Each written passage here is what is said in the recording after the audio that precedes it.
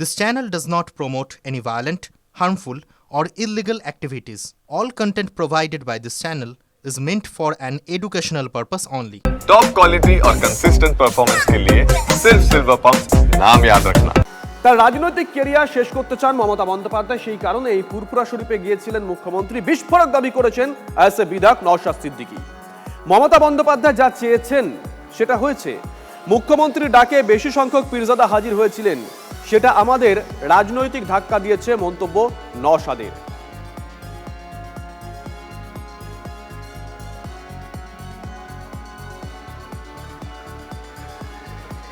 তারা তাদের মতো ভাবে বলছে, উল্টো যদি কেউ বলে কোনো পিসা পীরজাদা যে নওশাদকে রাজনৈতিক ভাবে শেষ করার জন্য এসেছে, উত্তরটা কেউ কাটতে পারবে?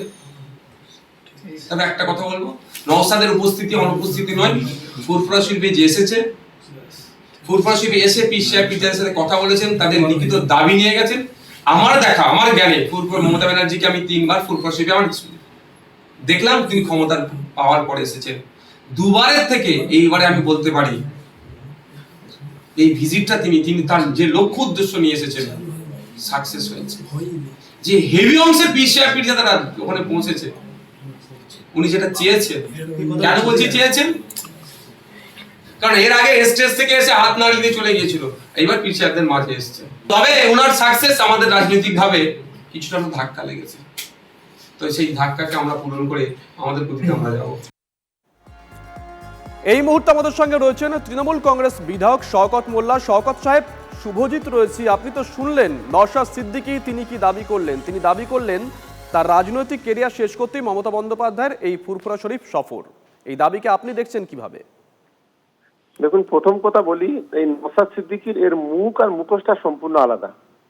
এই মুখে এক কথা বলে আর কাজে আরেক কাজ করে। এমনিতেও রাজনীতির কেরিয়ার শেষ হয়ে গেছে। ভাঁড়ের মাটি থেকে ওর শেকড়টাকে উপড়ে দেওয়ার জন্য ভাঁড়ের মানুষ তৈরি, শুধু সময়ের অপেক্ষা।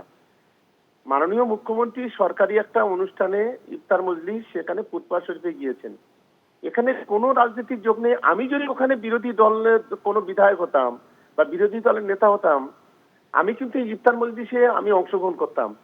কারণ ফুরফুরা শরীফের মতো একটা পবিত্র জায়গা, সারা বাংলার সংখ্যালঘু মুসলমানরা, একটা অংশের মুসলমানরা তারা ফুরফুরা শরীফের ভক্ত। সেখানে রাজ্যের যিনি অভিভাবিকা তিনি সেখানে উপস্থিত হয়েছেন, 90 জন পীরজাদা সেখানে সেই মজলিসে উপস্থিত। কিন্তু রাজনৈতিক প্রতিহিংসা চরিতার্থ করতে আজকে সেই মজলিসে নওশাদ সিদ্দিকী উপস্থিত হলেন না, এটা আমি মনে করি এর নিজের হতাশার সবচেয়ে বড় উদাহরণ। কারণ মমতা বন্দ্যোপাধ্যায়কে তার কারিশমা, তার যে ঐক্যবদ্ধ সব ধর্মের মানুষকে নিয়ে একটা সম্প্রীতির মেলবন্ধন, এটাতে আগে নওশাদ সিদ্দিকী ভয় পেয়েছে। সে ভয় পেয়ে এই ধরনের কথা বলে মানুষকে বিভ্রান্ত করার চেষ্টা করছে।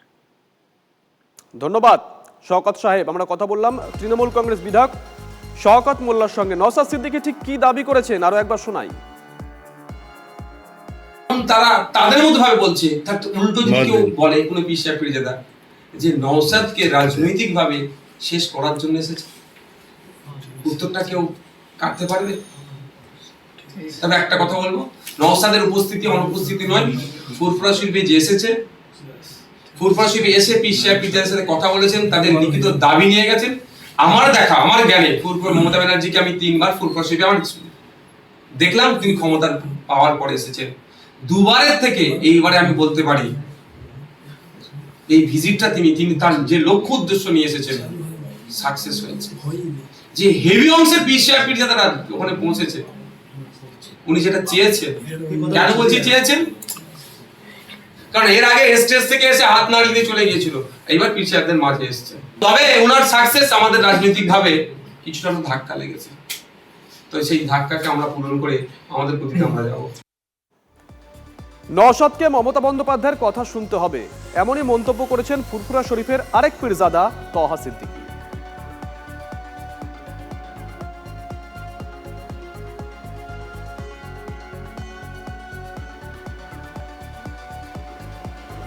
তো নওশাদকে মমতা ব্যানার্জির কথা শুনতে হবে আমার মনে হচ্ছে।